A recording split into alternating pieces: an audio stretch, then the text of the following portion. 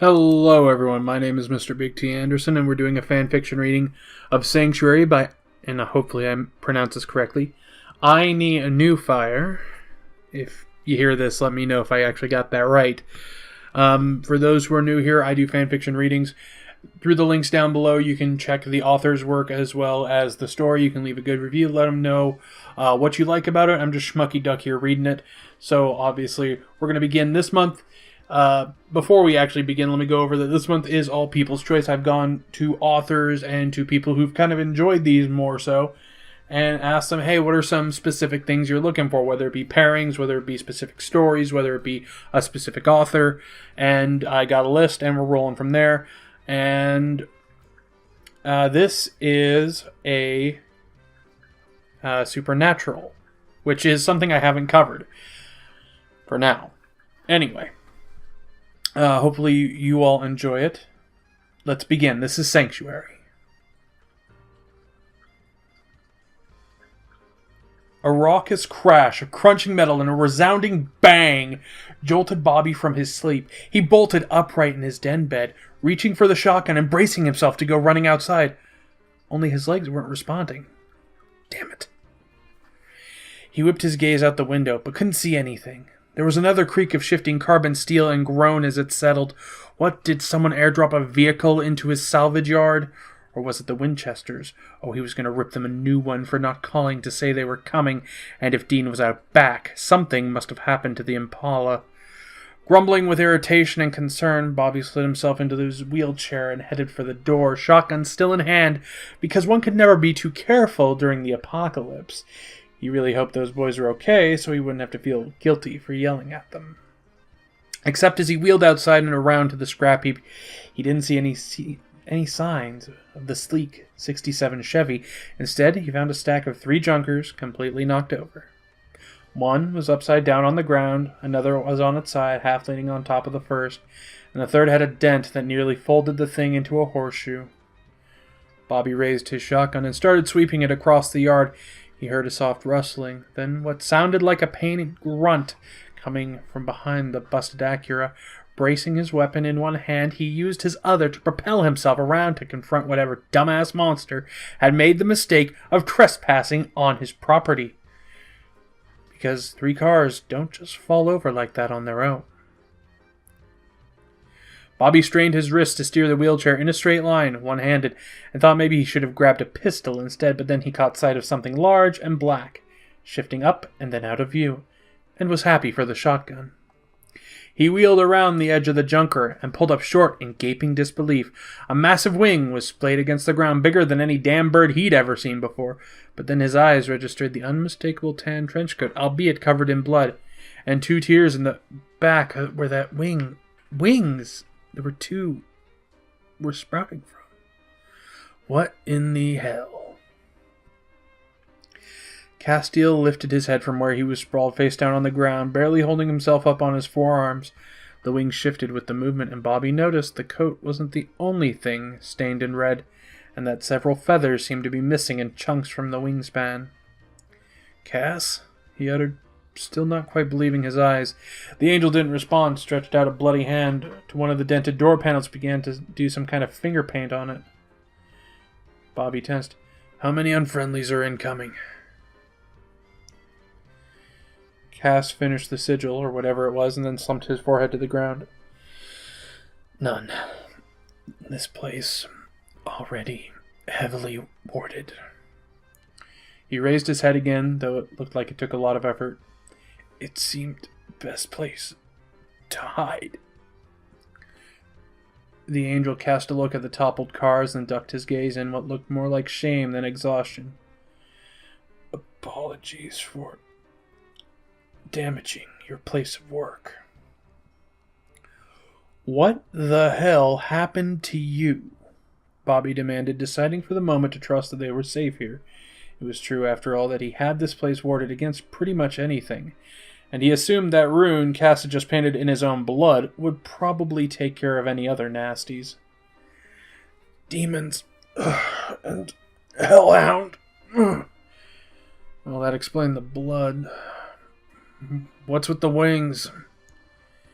Angels have wings. I know that. Why is it they're corporal? Cass tracked his gaze over the onyx feathers splayed around him. The demons had a spell to forcibly manifest them. I suspect they were trying to disorient me. Bobby arched a brow. Looked like it had worked, given how torn up Cass was. How'd you get away? I killed them. Oh, so it was one of those you should see the other guy kind of fight. Not that Cass would understand that reference. Said Angel grunted as he tried to lift himself up straighter. But with my injuries, I'm unable to return my wings to the ethereal plane at the moment. I hope to find sanctuary here while I heal. He added almost under his breath. Yeah, all right. Bobby glanced back toward the house. It wasn't going to be fun trying to fit Cass through the door with those wings. Not to mention all the stuff he could knock over once inside. Bobby caused enough damage bumping his wheelchair into things. Can you make it to the garage? Truth be told, Cass didn't look capable of standing, let alone walking, and Bobby didn't know he would go if he had to support the Angel's weight when his own legs didn't work either. Cass gazed doubtfully at the 15 feet to the door. I don't wish to intrude. I'll be fine. Like you said, this is my place of business. Maybe I don't get customers like I used to, but someone could stop by and see you. So come on, I can't drag your ass inside on my own. He did propel his wheelchair forward and turned it around so Cass could at least use it as a support. The Angel angled at an uncertain look before reaching up to grab the armrest and using it to haul himself upright. From there it was going to be slow and awkward shuffling to the garage. There was a ratty sofa in the back against the rear wall which seemed too far away, considering how much effort it had taken just to cover the distance. But Cass gritted his teeth and kept moving forward, though his complexion was gray by the time they reached the couch, and he collapsed onto it. Only his upper torso ended up bowed over the cushions, his legs folded on the floor and the wings fanning out behind him. Bobby had to watch where he was steering to avoid running over the feathers. Alright, what now? Now I need to rest. Cass said, voice growing fainter. He soon went limp, head dropping onto his arms onto the seat cushion, and that was that. Bobby spent a drawn-out moment staring at those wings before tearing himself away, and hopefully Cass would heal up soon and leave him be. Not that Bobby needed his garage space anymore, he just had better things to do than entertain house guests, especially the stuffy Angel kind. He went back into the house and made himself coffee and breakfast. He spent a few hours going through Apocalypse lore. It was tiring, thankless work, and he wasn't even making any progress. His thoughts occasionally turned to the Angel in the garage, and Bobby wondered whether Cass would bother to pop in and say bye before he left again, but probably not. He was more likely just to flit off the instant he woke up. Never mind that he might be of some use going through the lore, but no, Bobby was the paraplegic. Let him handle desk duty. Still, as time wore on, he couldn't ignore the niggle in the back of his head. Maybe he should go out and check on the Angel, and he wheeled himself back outside, annoyed with himself for feeling worried at all. Cass was probably long gone, except when Bobby came through the door, he was greeted with the same sight of those massive wings sprawled across the floor. Cass hadn't moved. At all. He was still half slumped against the sofa, head pillowed on his arms. He looked to still be out cold. Bobby made his way to the garage, eyes narrowed. Cass was still bleeding. A puddle of dark crimson glistened on the floor beneath the mangled wing. Fuck. Cass, damn it, wake up. He scooted closer and poked the Angel's shoulder, careful to avoid the actual ring. Cass didn't stir. Bobby didn't know if he could bleed out from these injuries, but he obviously couldn't just leave Cass to continue bleeding all over the couch and the floor. Balls. Bobby turned and wheeled back into the house to gather up the medical supplies on hand. He stopped on his way back to pick up the phone and dial the Winchesters. Cass was their Angel, after all. Yo, Bobby. Hey, your boys still in Akron? Yeah, we just got a lead on the ghost's identity. Something up? Yeah, you could say that. Cass is here, popped and covered in blood. And oh yeah, wings. Dean was silent for a beat. Wings? Angels do have them, you know, and apparently his got made visible when he tangled with some demons and a hellhound. He's pretty banged up. We're leaving now. How bad is it? I'm not really sure.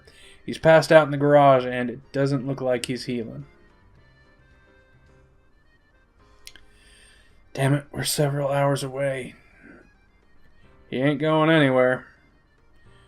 And maybe he meant bodily as much as an assurance that he wasn't going to stand by and let the angel die, not from this point forward anyway. So he hung up with Dean and took the first aid supplies back outside, and the mantle of wings all down Cass's back was going to present a challenge for checking the angel for injuries, or, well, Bobby could always start with the wing. Now I'm a damn veterinarian, he mentally grumbled, and nevertheless he pursed his mouth and considered the situation. First, he wheeled over to one of the tool carts and emptied a pull-out shelf so he could set the medical supplies there. Then he dragged over a tool bench. That took more effort, as it didn't have wheels, but he managed.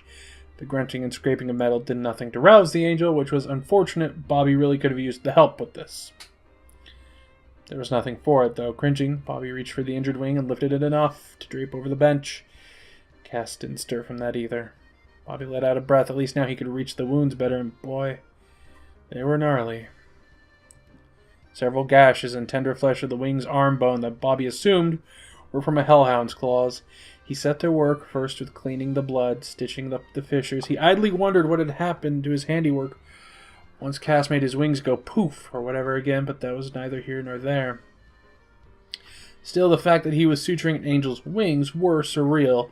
He'd never written Cass off as a nerdy guy with powers the way Dean seemed to, but if Bobby ever needed a stark reminder that Castiel wasn't human, well, here it was. And yet it didn't repulse Bobby the way a Ruguru or a Vetala would. The angel could certainly be terrifying if he had a mind to be, but Castiel had come here seeking a place to hide, probably because he had nowhere else to go, and with being on the outs of heaven. And Bobby just left him out in the garage like some mangy stray cat. Hell, if Cass hadn't crashed into those junkers, he probably would have just hid out among the scrap heap, nursing his wounds alone and bleeding out from them. Damn idiot. But Bobby knew with undeniable conviction that he hadn't exactly given Cass reason to think he'd be welcome here. The angel was only a nomadic wanderer because he'd chosen to side with Demon Sam Winchester in stopping the apocalypse. There was something to be said for that. Bobby loved those boys like they were his own, so he could extend the same courtesy he would to them, to the angel as well, who somehow cared about Sam and Demon enough to fall, as long as the feathers didn't die on him. Once all the lacerations were tended to, Bobby moved on to cleaning the feathers. Several were clumped with blood, and he did his best to smooth them out, but some were just completely snapped in the center of the vein. Bobby steeled himself, clenching his jaw, pulling them out. He managed to get 3 before the wing suddenly shuddered, and Bobby jerked his hands back, hoping he wasn't about to get smacked in the face for the trouble. Cass moaned and lifted his head. He blinked furiously, eyes slightly glassy, as he craned his neck back and focused his gaze on the wing draped over the bench. What are you doing? Bobby kept his palms raised. Relax, I was just trying to patch you up. Castiel's wide eyes darted over to his wing and to the floor where the plucked feathers had fallen, his chest rising somewhat rapidly with shallow, almost panicked breaths. I figured they had to come out. They were pretty damaged. Cass jerked his gaze to it almost fearfully before he responded softly. Oh, of course. Sorry, is it taboo to touch an angel's wings? Cass's brows knit together tighter. No, it's just, angel's feathers are useful for certain spells. Well, I ain't gonna pluck you for fun here, and I sure as hell wouldn't use your feathers without permission. I suppose it might be prudent to collect some before they're gone. Before what are gone? Bobby scrunched his face up in confusion. Cass was silent for a moment. My wings. At the rate I'm slowly falling, I'll probably lose the use of them in another year. A few after that, I don't know if I will simply cease to feel them, or if they will decay and fall off. Bobby didn't know what to say to that, but he could oddly relate, at least with his legs. Cass was still able to help in the fight for the time being. Although Bobby was struck with a profound sadness as he contemplated those magnificent wings shriveling up and dying, as he started to wonder if Cass would feel it, or if his wings would go numb long before that. Bobby found himself hoping the angel wouldn't have to endure that kind of pain. No one should have to.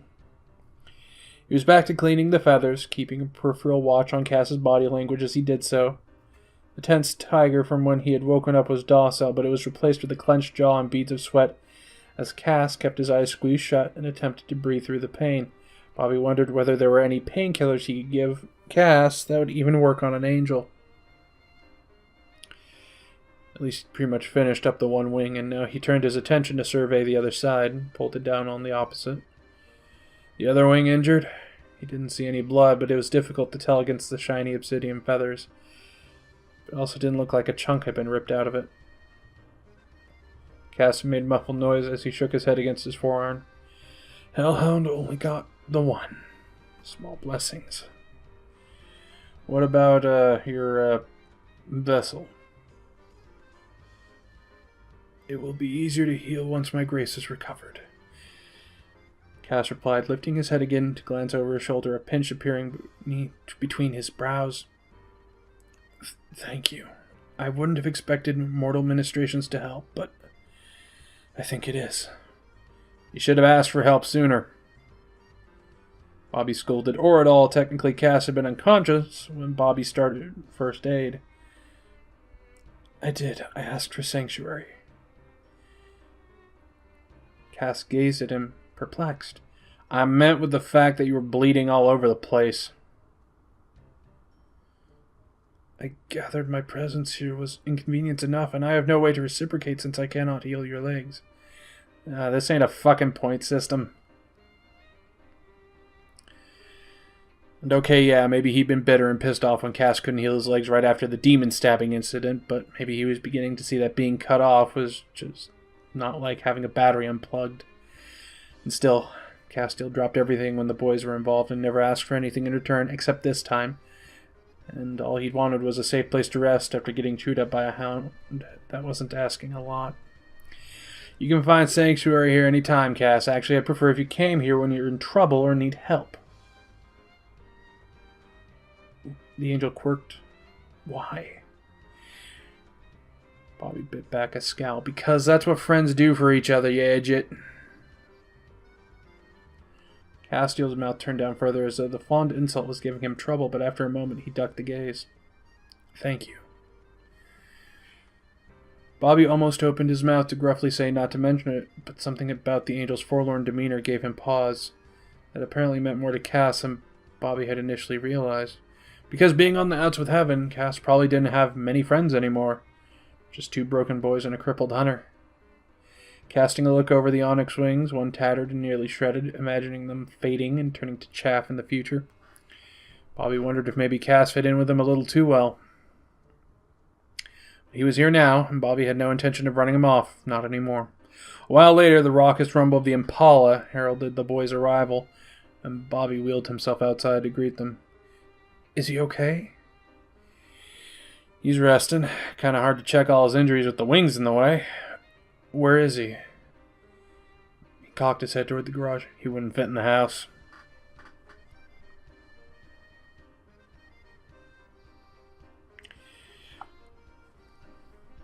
Dean strode past him, Sam on his heels. Bobby turned the wheelchair around to follow after him, and the moment they burst into the garage, they both pulled up short, expressions flabbergasted.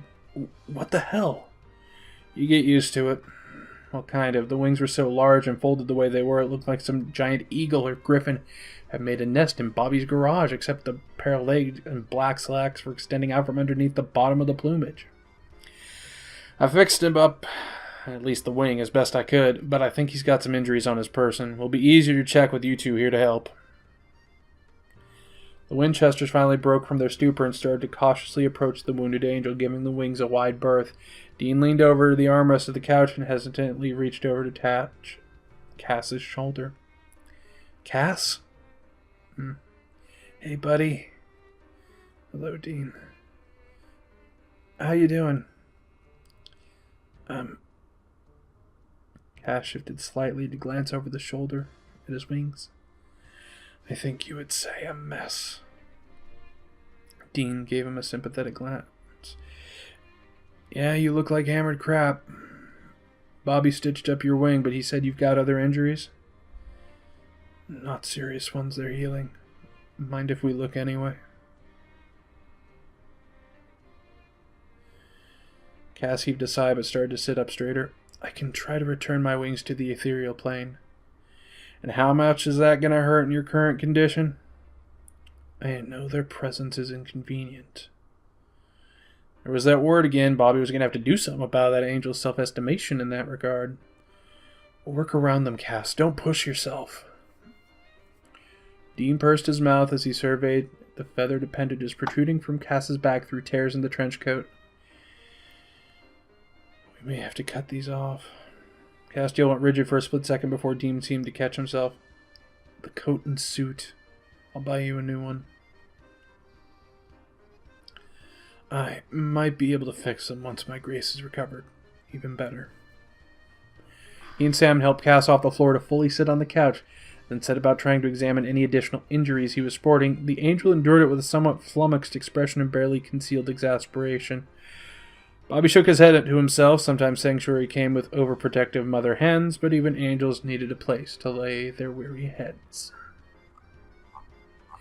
And that was Sanctuary by...